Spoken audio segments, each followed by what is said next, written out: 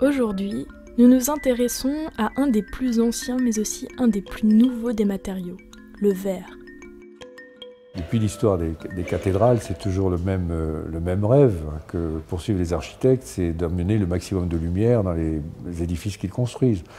Et donc amener le maximum de lumière, ça veut dire trouver des systèmes de structure qui permettent de percer les murs.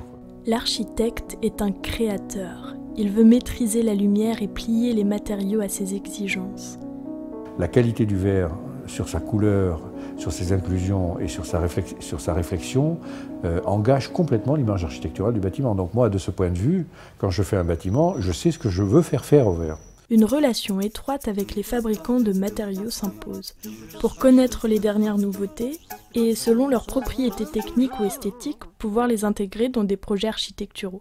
Plus on a utilisé de verre pour fabriquer des baies de bâtiments, plus le bâtiment a été soumis aux variations de température entre l'intérieur et l'extérieur. Et donc à partir de ce moment-là, on a demandé au verre d'avoir des performances thermiques.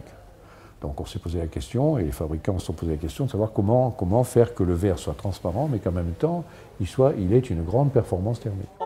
Si on prend le verre comme matériau de base, il a certaines propriétés comme la transparence, ou la couleur, la dureté ou ce genre de choses. Mais si on veut lui apporter de nouvelles fonctionnalités qui vont servir par exemple à renforcer l'isolation thermique dans les bâtiments, à le faire s'opacifier sous la commande, l'action d'un bouton ou d'un champ électrique, on a besoin de venir le fonctionnaliser en surface et ça se fait grâce à des techniques de dépôt de couches minces qui sont réalisées en salle blanche dans un environnement particulièrement propre. Et pour déposer ces matériaux-là, on utilise des machines de dépôt sous vide. Donc le substrat de verre rentre à l'extrémité là-bas du cotter et va passer dans différentes chambres où sont stockés différents matériaux. Et à l'aide de ce qu'on appelle un plasma, ces matériaux vont être déposés sur la surface du verre successivement. Et à la fin, donc, le verre ressort avec ces matériaux déposés et on a donc un verre fonctionnalisé en surface. Ces couches, elles servent par exemple à renforcer l'isolation thermique dans les doubles vitrages ou les triples vitrages. On vient pour cela déposer très fines couches de métaux.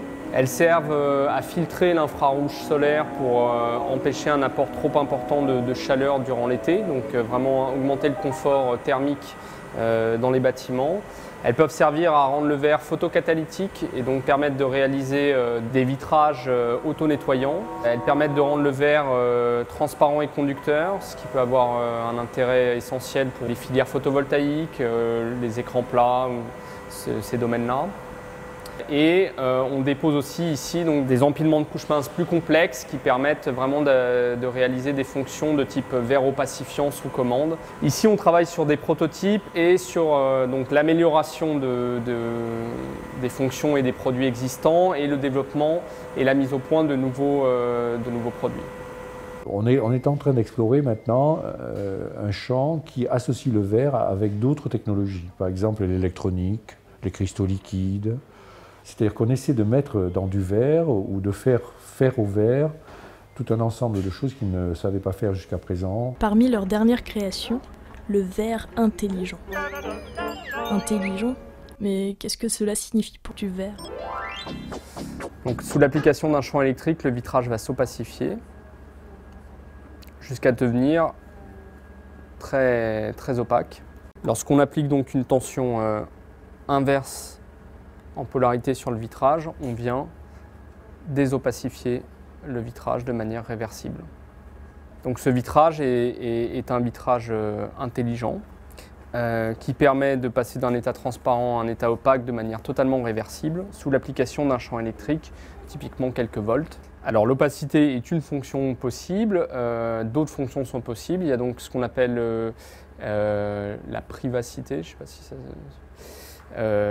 qui permet donc de passer d'un état transparent à un état diffusant. Donc là, on ne va pas venir jouer sur l'opacification du vitrage, mais on va venir rendre flou le vitrage, ce qui va donc permettre d'isoler de manière optique deux espaces. On peut jouer sur la couleur, c'est tout à fait possible. Après, on peut coupler ces vitrages-là, par exemple, à des panneaux photovoltaïques semi-transparents, à des vitrages éclairants à base d'OLED. C'est clairement des systèmes de gestion des aspects confort et énergie d'un bâtiment dans leur ensemble.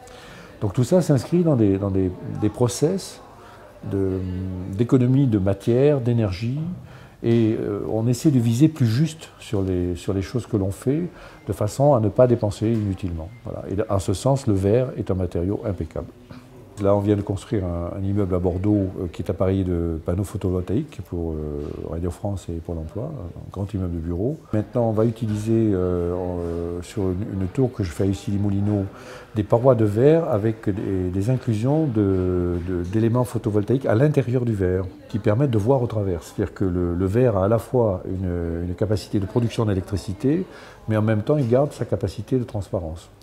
Et on a aussi expérimenté avec le verre des illuminations par la tranche, c'est-à-dire qu'on pense aussi que dans peu de temps, on sera capable d'éclairer des pièces sans source lumineuse visible. C'est le mur lui-même qui va devenir lumineux, et en utilisant très très peu d'énergie pour le faire. Et oui, le verre est aussi un matériau écologique. Grâce à lui, économie d'énergie et confort vont de pair. Et qui sait quels nouveaux verres sortiront des chapeaux des chercheurs. On n'est qu'au début de toutes ces choses. Je pense qu'on verra des choses merveilleuses. Des notions peut-être de communication, arriver à faire des vitrages qui permettent d'afficher par exemple des éléments, de pouvoir projeter dessus de l'information. Des notions d'énergie, donc de production d'énergie, de gain énergétique.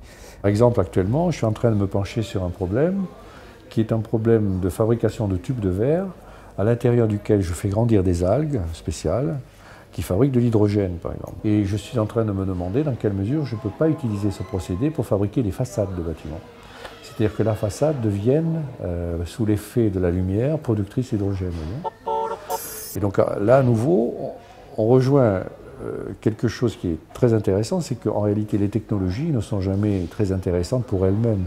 Elles sont intéressantes quand elles sont associées à d'autres problématiques.